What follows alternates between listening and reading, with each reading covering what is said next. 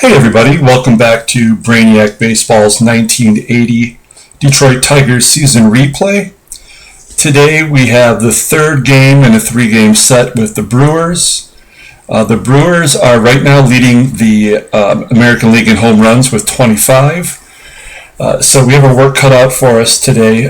We do have Milt Wilcox on the mound, who is arguably our best pitcher.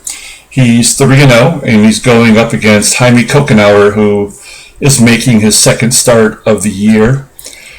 After today's game, we'll have a day off, and then we will head over to Boston for a three-game set against the Red Sox. I've been looking to make trades. There's a couple players that I'm interested in. I'm looking for a center fielder and a right fielder, and maybe a fourth outfielder. I don't have any outfielder depth in my minor league system. I do have Kirk Gibson, but he is in Double-A, so we are really, void of any outfield depth. So here we are looking at the standings. We've fallen back to 2 games from Toronto. Baltimore's hanging in there, and Milwaukee's a 500 team. The Yankees are a 500 team as well, so I'm sure at some point they'll make a run. So we're going to go ahead and get started with the game. Got a couple righties going against each other today.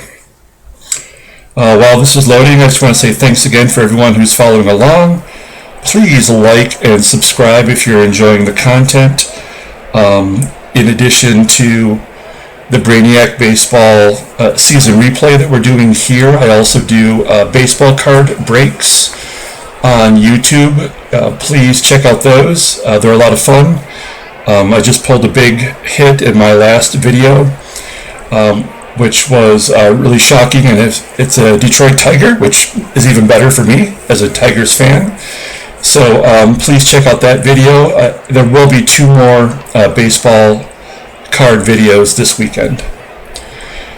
Today, we have Milt Wilcox going here, again 3-0.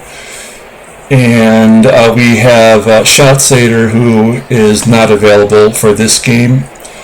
He's pitched 16 innings already, so he is basically kind of been our mop-up guy, and he's been fairly effective. He had 1 bad game, and that's all it takes early in the season to get your ERA up.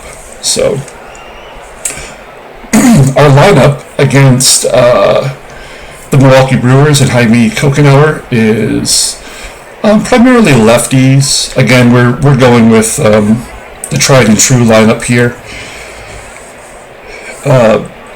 You can see here Stegman only batting 159, and in center field, and my right fielder is Champ Summers, who's great for me this year, but I would love to get him into the DH spot. So again, a trade is definitely in the works, probably in the next 3 or 4 games. Let's go ahead and get started. Looks like Milwaukee has a couple of players that are new to the lineup. Tim Norbrook, who I don't know much about. It looks like he's had a career of late season call-ups there, so not much to offer. He's playing shortstop today.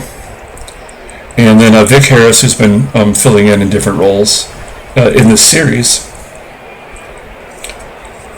Otherwise, everyone else is the same. Let's get started. Play ball! Wilcox here facing off against Tim Norbrook. Are you gonna listen to a big dummy, or are you gonna listen to me? Good start for Wilcox, striking out the first batter. Jim Gantner, again, batting second in this lineup after batting first in the first series. Gantner hits it to right for a base hit, bringing up Cecil Cooper with 1 out. Cooper goes down looking. So 2 Ks for Wilcox early on. Looks like Gantner went to second on that one for a stolen base. So Gorman Thomas, who is struggling so far this year. He's going to pop it up to the catcher.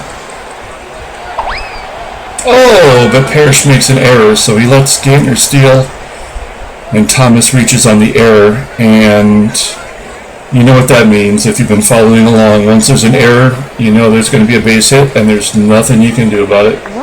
I'm going to guard the lines, but it's a guarantee. Yep. So that'll get 1 run in, 2 runs in, and both of those runs are unearned. Why does this keep happening to me? Okay, so we're already behind, and against a really solid offensive team. Let's see if Wilcox can get Heisel out. He does, so he strikes out the side, mixed in with 2 hits and an error. And that brings up Jaime Cocanower, who, he's from Puerto Rico, and his real name is James, even though he's known as Jaime. So I thought that was kind of interesting.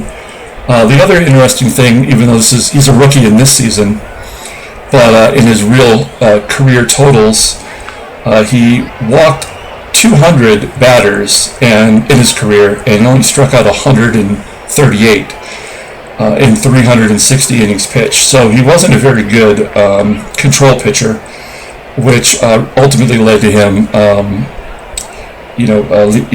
getting out of baseball. So I'm hoping that his control is really low. So I'm hoping we can get some runners on the board and maybe jack a couple home runs. So Cocanower here versus Lou Whitaker, popping up on the infield for 1 out. And that brings up Tramm. Tramm flying out to center. And Steve Kemp to the plate. Kemp gets a base hit to left. Bringing up Parrish, who needs to amend for his error, and still the base allowed. And there he goes. Gets a base hit to right. That'll get Kemp to third. So the first and third for Champ.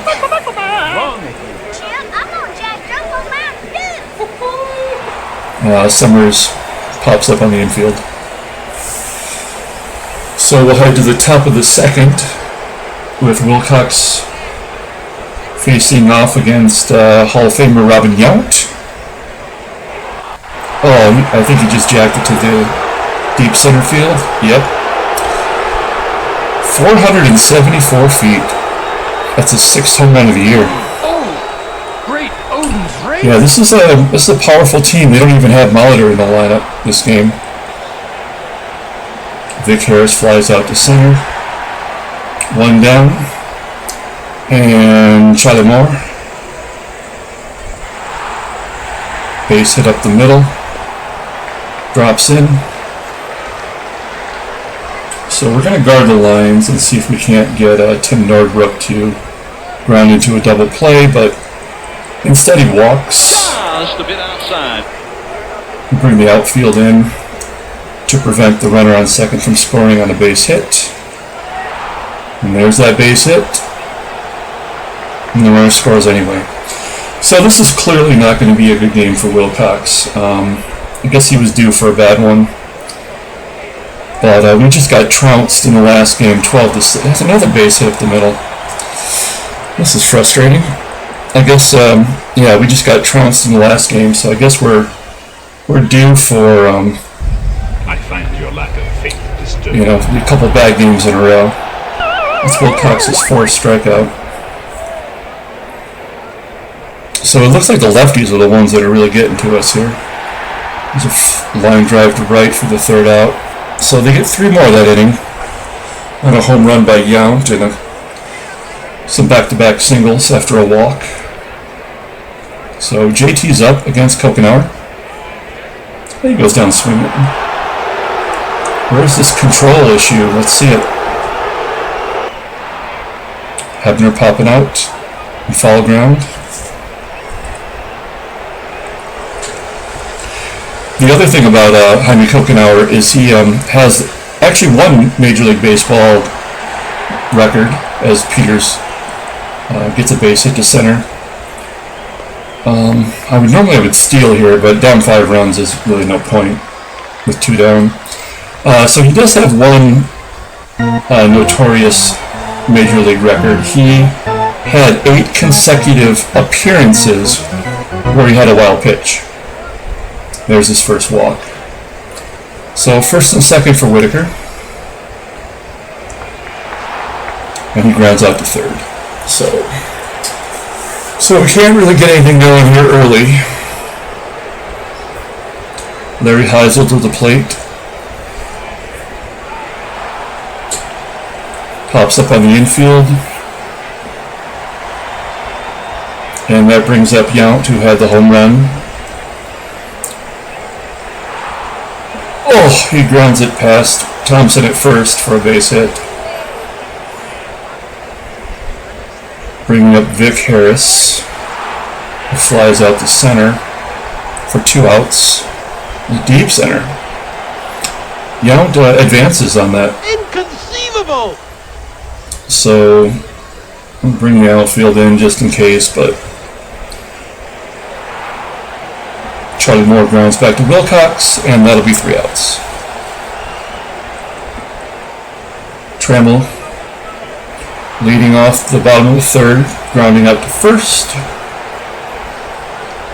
Steve Kempo had one of our 3 hits so far. Flying out to the gap. And big wheel Lance Parrish. He had a base hit in the first inning. And here he flies out to the left.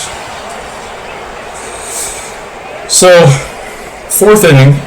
I think we need to keep Wilcox on a short leash here. Personally, I think we got hosed on that call. I say that, and he walks the first batter. I don't have Schatzlater to bring in for the lefties, but Sweet mother of God! What is the holdup? yeah, I'm going to take him out. If taking a shower could be stink. And I'm going to bring in Pat Underwood. And I'm going to need him to go at least 2 innings. So he's going to have to face some righties. But Gander gets a base hit anyway. And first and second with no outs. Cecil Cooper's up. Cooper grounds it to third. Can't turn the double play. So second and third with Gorman Thomas, who's itching for a home run here. I'm going to bring the infield in to prevent any runs from scoring. That run would go to Wilcox, but we're going to get him out at home. So 2 down, and Ogilvy, a lefty facing Underwood, and he grounds out to Whitaker. So we get out of that without any damage. Underwood does his job, which is good. And now we got Champ Summers. He pops up on the infield. I don't know why we can't get anything going against this guy. Thompson walks. I'm going to hit and run with Hebner just to, even though if he misses, Thompson's going to be out at second, but we got to get something going here. Nothing doing. Thompson will advance to second. And it's up to Peters to drive him in. That's what she said. But he doesn't. He grounds out to first on a 3-0 count. So, top of the 5th, and Underwood's facing Larry Heisel. That is a long fly ball. I think that one's going to, 470 feet. So they are crushing it right now. Robin Yount goes down swinging. Vic Harris grounded out to third. And Charlie Moore, base hit through Trammell there. That's 10 hits in the 5th inning Let me explain. No, there is too much. Let me sum up. And Tim Norbrook lights it down the left field line. Second and third for Gantner. Pull the outfield in. Gantner flies out to left. So, we limit the damage to 1. And that'll bring Stegman up here to lead off the bottom of the 5th. He hits it in the gap for 2. He gets to second. And let's see if Lou can get something going here. He's going to fly out to right. That'll get Stegman to third. Yep. And we're going to let Trammell swing away. And it's going to be a lazy fly ball to center. Deep enough to get Stegman in. And so we're on the board. Still down 5.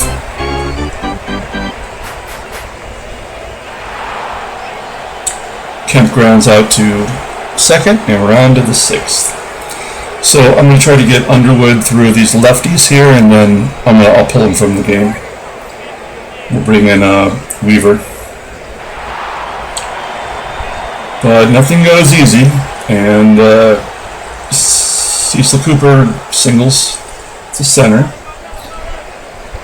Gorman Thomas is up. He flies out to right for 1, and Ogilvy's only batting 125 versus lefties this year. Let's see if we can get him to grounds to double play. Nope, he's going to fly out to center. And I'm not even going to risk it versus Heisel. He's batting 351. So I'm going to take out Underwood and bring in Weaver.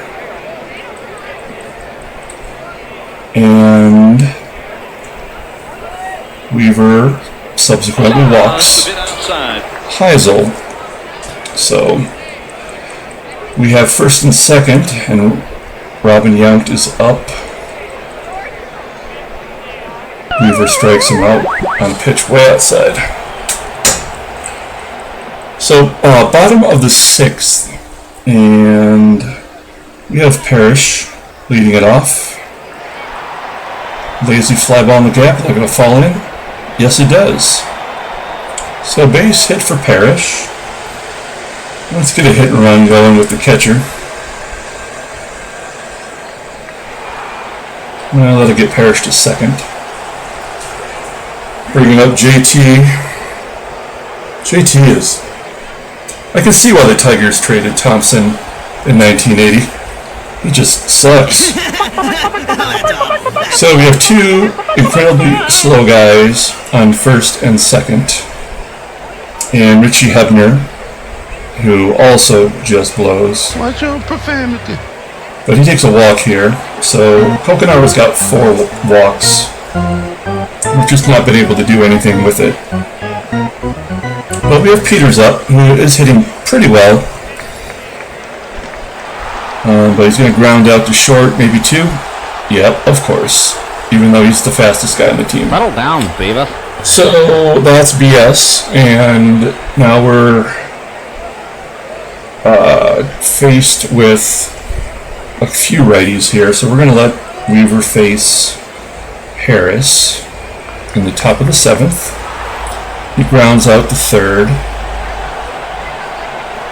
Charlie Morris coming to the plate. And he rips it into left for a base hit. And Tim Nordbrook to the plate with 1 out, and he strikes out for 2 outs. And Jim Gantner, man, we just cannot get this guy out. I mean, I'll just pitch it. I meant to do that. And wild pitch it, in fact. So a wild pitch means it's definitely going to be a base hit, and there's nothing you can do about it. Oh, unless he grounds it right to the shortstop. Am I right or am I right or am I right? Right. So they're bringing in Loscano into right as a defensive replacement. Okay. you're up 5, but I guess that makes sense. Oh, man! Stegman goes down swinging. Sweat Lou grounds out to third. I thought my jokes were bad. Trammell, did he jack it for his first home run? Hey, Trammell's on the board with 1. Alright, we close the gap. We're going down by 4, and Cocanower's pitch count is getting up there. We're showing no real signs of putting together a rally, though, as Kemp grounds out to third. So now we're back to the lefties. So we're going to yank out Weaver. He did alright there, I guess. We're going to bring in Hiller, who's finally getting his ERA down after giving up that walk-off grand slam to Bobby Mercer of the Yankees. I think that was the second series of the year, so he's been nibbling at it. Cooper strikes out. Bringing up Stormin Gorman. Gorman walks. And now Hiller's going to face Ogilvy, who also strikes out. Alright, so we have I guess we're going to let him pitch to Larry Heisel. And if he can't get him out, yeah, alright, so if we're going to have any chance, I've got to bring in a righty, which will be Tobik. And let's see if we can get Lozcano out. Yep. So we're in the bottom of the 8th, and they're taking up Cocanower for Dwight Bernard, who's really more hair than man at this point. Hey, that's a good one. Bernard has pitched in 3 games, and he's been crushed pretty good. No, wait, So I'm not finished. you're saying there's a chance. And that's good. So Parrish walks. Man, I want a pinch run for him, but we're still down quite a bit, so let's give Summers a chance to do something positive, and he does with a base hit to right. Oh no, I thought that was going to fall in. I guess that was wishful thinking. It was just a line out for the first out of the bottom of the 8th, and JT's up, and he just wears it in the ribs. So first and second, and that brings up Richie Hebner, who has hit a home run off of Bernard this year. And we could sure use another one right now. Oh, he just does a weak ground ball up the middle. To get the bases loaded for Peters. Oof, we gotta have somebody with some power on the bench, right? Anybody? Walkenfuss is an 82. Brookins is an 82. Sorry guys if you're watching this. What I'm looking for, if you're just too, if you don't know the game, is I'm just checking out the power of my bench players, so that if I have somebody who can maybe jack a grand slam right now. I guess we're going to put in Tim Corcoran, who's a lefty, and he's got some pop. But he could just easily hit into a double play, so we're going to give him a shot. Boom. No. We pop up on the infield for 2 outs, and then that'll bring up our worst hitter, which is Stegman. And there's really no one I could replace him with, so he laces it to right for a line drive out. So that, folks, is probably the end of our opportunities. We still got 3 outs to go, though, so you never know. As Tobik strikes out Harris, bringing Charlie Moore up. He grounds out to first for 2 down, and Nordbrook grounds out to first. So we set him down pretty easily there in the 9th, and we're at the top of the lineup, all of our best hitters. So if not now, when? As Lou Whitaker doubles to the left field line, bringing up Tram.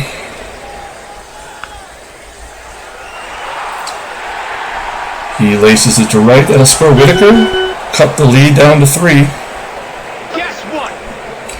None out. I'm hoping they're not teasing us. Let us have our rally. Oh no, that's going to be 2. Oh! Settle down, Beaver. Alright, 2 outs. It's up to the big wheel. Boom. That's it. Well. Oh, it's not it! The game is never over. So that's an error on Nordbrook. And, well, let's see if Summers can... Oh, he goes down looking. Alright, so that's the end of the game. So there you go.